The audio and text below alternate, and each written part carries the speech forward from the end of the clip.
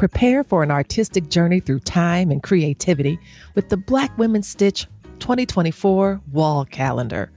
More than a way to track dates, this calendar is a gallery on your wall, celebrating Black women's contributions to sewing, activism, and culture. Every month brings new original Black art ready to inspire or become a future frame keepsake. And that's not all. Experience the joy of creativity with 3 fusible applique designs by the acclaimed illustrator Janine LaCour, creator of the brilliant Black Magic Leopard. The downloadable patterns include tips for fusible applique, which is one of my favorite techniques. Embodying the values of the Stitch Please podcast, this calendar is a year-long celebration of community, creativity, expertise, and Black excellence. Order your Black Women Stitch 2024 wall calendar today and get your stitch together with the year of artistic inspiration.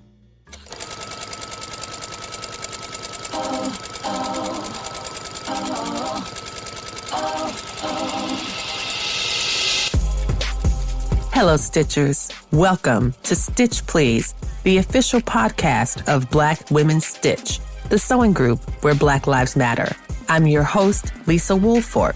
I'm a 4th-generation sewing enthusiast with more than 20 years of sewing experience. I am looking forward to today's conversation, so sit back, relax, and get ready to get your stitch together. Hey friends, hey, welcome back to another episode of the Stitch Please podcast, Holiday Swatch. As you might know, a swatch is a piece of fabric that represents the whole. It lets us kind of reflect on the entire piece of the fabric without having it with us at all times. It's a really wonderful reference point. But for the Stitch Please podcast, these holiday swatch episodes are also ways to hear from the beautiful fabric of our community, which is made up of so many different intricate threads of wonderful people. I am delighted and honored to have the voices from the Stitch Please community front and center in these episodes. And I'm grateful to you for being here as well. One holiday tradition I've started celebrating in recent years is making gifts like fleece hats and fleece scarves. This is a really fun project. I really enjoy the fleece hats, especially. I think they're really extra warm.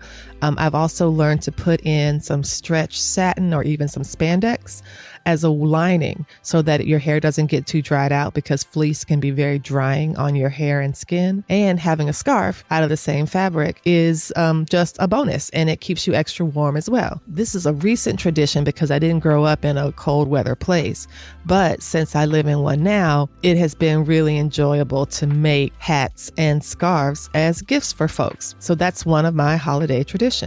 And now we'll hear about more holiday traditions from the Stitch Please podcast community. Thanks again for being here, and thanks for listening. Hi, my name is Ashley Chapman. You can find me on Instagram at Made by Bertha, which is my nickname. And my holiday tradition is pretty simple. Basically, every year for my family, I try to at least make one handmade gift. I really like thoughtful gifts, so I try to do things that really speak to their personality or an interest that they may have. So I may make like an ornament, or as far as like a textile thing, I do a lot of like dye sublimation, which is basically a process which involves a special ink, and you make a transfer and you use a heat press and you put it on like a shirt or a pillowcase or a blanket, like those picture blankets that you might find. That's usually done through dye sublimation. So I'll do a lot of things with that, especially around the holidays. And yeah, that's pretty much it. Hi, I'm Kaya Lee. My website is Kaya Arts, and I'm on Instagram at Kaya Arts _ And my sewing journey began about 6 years ago, but I still consider myself quite fairly a beginner because I haven't really committed as much as I like to being an educator at the same time. But this year I have picked it up quite a notch. I'm also training to be a costume designer and set designer, so sewing and crafting really goes in well with that. My holiday traditions, actually I started last year, and I started making crafts for the tree, mini stockings, and then I was pulling out my crafts this holiday, and I still had the patterns. So I've just been finishing up crafts from last year, this year, and just mini stockings and Christmas trees and things like that. In terms of sewing, I've been making a few skirts. I love pleats, so a few pleated skirts, and my next more extravagant dress is for New Year's Eve, which has got a bow, which I love. I also use up my scraps around the holidays and try and find crafts that would utilize my scraps, because I'm really into sustainable fashion and sustainability within crafts, because it just, using it up is just much better for the environment and people. So most of my holiday sewing is using up my scraps and making them into something new, and making a few new dresses for parties that I hope to attend.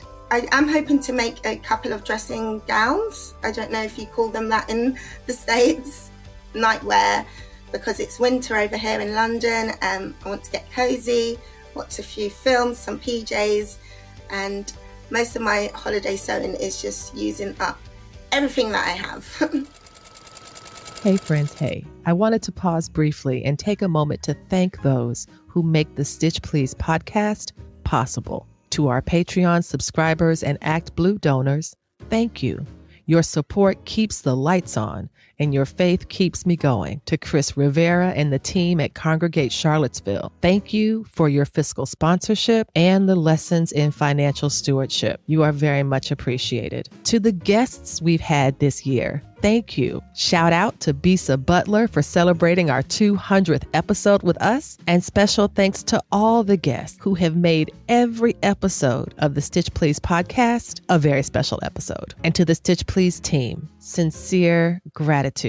To content creator Janelle Velasco, project manager Christina Gifford, producers Crystal Hill and Mike Bryant, and live show producer Latrice Sampson Richards. I couldn't do it without you. And last but not least, thank you. Yes, you. I am totally talking about you. Did you hear me say you? Thank you for listening. Thank you for telling your friends and family about the show. Thank you for following and reposting us on socials. Thank you for your warm, direct messages and comments. Thank you for being the best group of Stitchers I could ever have hoped for. Thank you. Hi, I'm Ellie L from Sally and Sam Style, and I'm here to share my favorite holiday sewing traditions. So when I think of holiday sewing traditions, I have no choice but to think about the very first thing I made, and that was a New Year's Eve dress that I made by hand. And when I say by hand, I mean I sewed it with needle and thread with no sewing machine in sight. And yes, I was ambitious. I was like 19 at the time, and I had no cares about perfection. And when I think about that time, it was the best because I wasn't worried about how professional it looked or how the inside looked. I just wanted to make something. And did I wear it? Yes, with pride.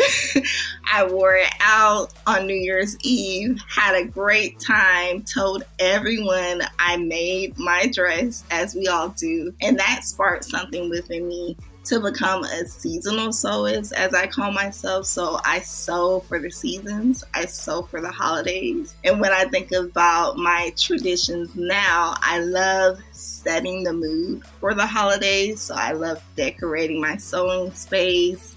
I love lighting that same holiday candle, even putting on the same holiday movie. And I'm a sucker for seasonal fabrics. So if I don't use those seasonal fabrics within the month of December, guess what happens? They get pushed to the side, all for next December to try again.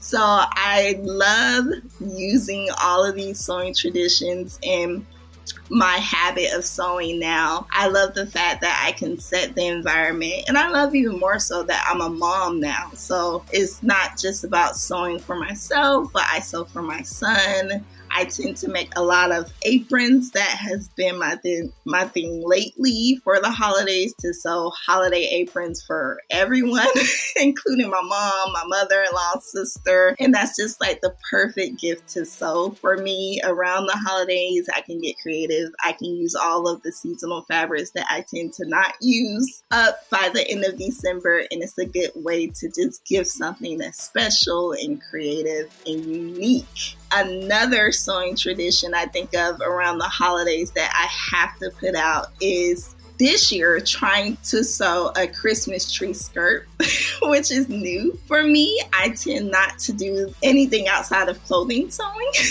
So I will definitely show that off and let you know how it goes. But besides that, I am happy to share all of my sewing holiday traditions, and I hope this inspired you to get to sewing. Hi, I'm Olugbemisola, Rhuday-Perkovich. I'm an author of children's books and a maker of many, many different types of things. During this season, I like to have fun sort of taking a step back from writing, and I usually do a lot of knitting, a lot of the knitting that I think I'm going to do throughout the rest of the year for gifts. So I make these plans to do all this gift knitting, and then this time of year comes and I have not finished any of it. So I usually spend this time kind of catching up on those things that were going to be gifts. And sometimes, because I like to knit a lot of hats, sometimes I end up keeping them. Sometimes I give them to someone other than the person I originally thought they might be for. Especially if I'm really behind, sometimes adult hats will end up being baby hats because they go a little faster because they're smaller. I love doing toy knitting around this time. One tradition that I have that I kind of need to renew, I guess, is I used to make these little finger puppet advent calendar thingamajigs. I don't even know what to call them. They had a wooden base, and then I sewed little outfits on them, and I had one for each day of Advent, and I would put a little message and verse and activity inside, and my daughter and I would take a finger puppet, open it up every year. They've gotten a little raggedy now. It's been a few years. So I'm going to redo some of those. I'm going to keep up with the knitting. I have some knits projects that I want to try and Tarja projects that I'd like to try. And my new thing this year is that I'm going to sew something for myself. I rarely sew garments for myself, but I've just gotten back into it, doing some tops and a couple of dresses. And I'm going to do the Zahiyya jumpsuit for myself. I have some great fabric that I brought back from Nigeria a couple of months ago, and I'm looking forward to giving this a try. I love this time of making. I love making with my daughter especially. I love cooking with her. I love knitting with her. Doing stuff together kind of takes me back to when I used to make with my mother and my grandmother. So it's a special time and I love it. Hi, my name is Zahiyya Abdul-Karim. I am from Cover Me Chic. My Instagram at Cover Me Chic, YouTube at Cover Me Chic, everywhere at Cover Me Chic. My holiday tradition with sewing started when I was maybe in elementary school. I'm the oldest of 7 kids, so when I learned how to sew, my parents basically, we went out and got fabric. So I used to sew for all of my siblings. I sewed for myself, I sewed for everybody under me. So it was always the last minute, late at night. Everybody had outfits for the next day, which was the Eid. The tradition has continued with my daughters, basically. So I make their outfits, I make my outfit. And last year I made my husband's top. So basically every year we get new outfits for the Eid. The Eid is in April of 2024, I think, this year. So we're not celebrating Christmas. And I mean, we do go through Kwanzaa celebrations, but we really don't dress up for that. But our holiday is the Eid. It'll fit. So we always get new outfits and, just lit for the holidays. Thank y'all so much for taking the time to be with us today. I cannot wait to see what you make this holiday season. Don't forget to tag us at Black Women Stitch and use our hashtag #StitchPleaseHolidaySwatch and #StitchPleaseSwatch. You've been listening to Stitch Please, the official podcast of Black Women Stitch, the sewing group where Black Lives Matter. We appreciate you joining us this week and every week for stories that center Black women, girls, and femmes in sewing. We invite you to join the Black Women Stitch Patreon community with giving levels beginning at $5 a month. Your contributions help us bring the Stitch Please podcast to you every week. Thank you for listening. Thank you for your support. And come back next week and we'll help you get your stitch together.